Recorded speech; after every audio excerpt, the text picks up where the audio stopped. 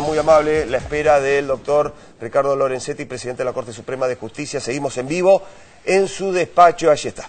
Bueno, y también le agradecemos a nuestro compañero Ariel Majinera, que es el nexo para que podamos hablar con usted, doctor.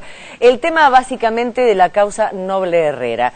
¿Cómo ha visto usted los pasos de la última semana, esta decisión de que con su consentimiento o sin su consentimiento, los hijos de la dueña del diario Clarín tendrán que presentarse para dar una muestra de saliva, de sangre, de pelo para el ADN? Pero con un límite, ¿no? No se puede hacer este cotejo con todos los datos, sino solamente con, en un caso, mayo del 76 y en el otro, junio del 76. Bueno, respecto a eso le pido que me comprenda que no puedo opinar, porque es muy probable que esta causa llegue a la Corte. Y en ese sentido hay que tener en cuenta que si una persona va a un juez con toda la ansiedad y la preocupación que tiene su caso, y ya sabe lo que ese juez piensa, directa o indirectamente, a través de declaraciones previas al juicio, se afecta la credibilidad.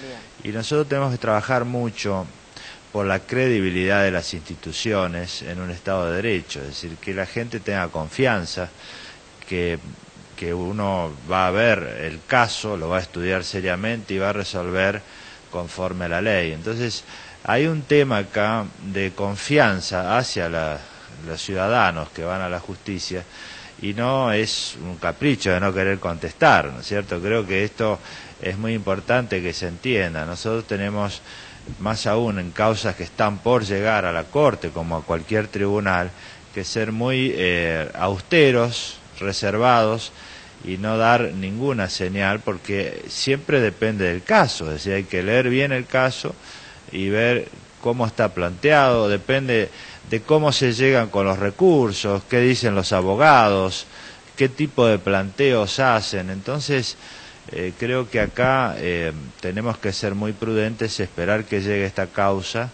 y luego decidiremos. Clarísimo, doctor. Otro tema que ha generado mucho debate desde hace ya un tiempo entre colegas, abogados, jueces, representantes de medios. Estoy hablando de la ley de medios, doctor. ¿De la ley de medios? Bueno, nosotros ya dijimos que la ley de medios estaba vigente al revocar una cautelar general que la suspendía de modo general, todo su articulado. Es decir, esto a nosotros nos pareció, en una sentencia que hemos dictado, que no se puede hacer. Es una decisión del Congreso, esa decisión del Congreso se transforma en una ley, esa ley es en general legítima, es decir, se presume que las leyes son legítimas, salvo que exista una declaración de inconstitucionalidad de un artículo, de dos artículos, pero eso requiere un proceso judicial. Por lo tanto, la ley está absolutamente vigente. Lo que hay acá es un planteo judicial respecto de un caso y de un artículo 2, eso una medida cautelar que hoy fue resuelta hace poco por un tribunal de segunda instancia y ahora también es probable que llegue a la Corte. Por lo tanto, en ese caso en particular, que es una causa que todos conocen, bueno, tampoco puedo lamentablemente dar ninguna sugerencia ni opinión. Bien. Doctor, lo dejo... Perdona, Ariel, lo dejo en comunicación con nuestro compañero Raúl de la Torre, que le quería hacer una pregunta. Sí, una pregunta, doctor Lorenzetti. Lo vuelvo al tema de medio ambiente y contaminación. Quería preguntarle con respecto a las empresas que, por ejemplo, en el caso de Matanza de Riachuelo, en el caso de Docsud, que se ha evidenciado la contaminación que provocan con los efluentes que arrojan sobre las aguas, y el argumento que muchas veces se utiliza, que ir contra estas empresas provocaría desocupación, desempleo en zonas que son quizá muy marginales o que son franjas muy límites, muy vulnerables de la sociedad. ¿Cómo se hace para combatir esto que termina siendo un cuestionamiento social a las medidas que pretenden preservar el medio ambiente? Acá también hay un tema cultural de por medio, seguramente. Sí, totalmente. Justamente lo que se hace siempre es plantear falsas opciones en todos los conflictos. Cuando uno no quiere que algo se discuta, plantea una falsa opción. Entonces acá se dice, bueno, o es proteger el ambiente o cerrar una empresa y entonces quedan todos los obreros desempleados y las familias afectadas. Esto no es así, o por lo menos no debiera serlo. En el caso del riachuelo, la contaminación de origen industrial es muy importante. Pensemos nosotros que hace 100 años, no es algo de ahora, que empezó esta contaminación. En aquella época eran las curtiembres y luego una cantidad muy importante de empresas. Entonces esto es solucionable y de hecho se está trabajando. ¿Cómo se soluciona? No se soluciona cerrando directamente la empresa. Lo que la Corte dijo y que está haciendo el ACUMAR es, primero, hacer un diagnóstico de cuáles son las empresas que arrojan residuos contaminantes al río. Lo segundo es cuáles son de todas las que arrojan residuos los que son bien contaminantes y los que afectan la cuenca o la salud de las personas. A ellos hay que hacerle un plan de reconversión. Ese plan de reconversión, es decir, es invertir en tecnología. Y acá es donde las empresas tienen que entender que tienen que invertir, porque no es solo ganancia. Si esa ganancia es a costa del daño ambiental, es una ganancia que es ilegítima, porque esa ganancia en realidad la está pagando toda la sociedad con el daño ambiental. A esto lo denominamos externalidades negativas, y hoy se dice que las empresas deben soportar ese gasto ellas y pagarlos con su ganancia. Por eso hay que hacer una inversión en planes de reconversión. Si es una pyme y no puede, porque no tiene dinero, porque no tiene para hacer esa inversión, entonces hay créditos, se ha abierto líneas de crédito para reconversión industrial. Y si finalmente, luego de todo eso, no hay ninguna solución, entonces sí vienen las órdenes de clausura. Pero hay todo un proceso previo que normalmente puede evitar esta falsa opción.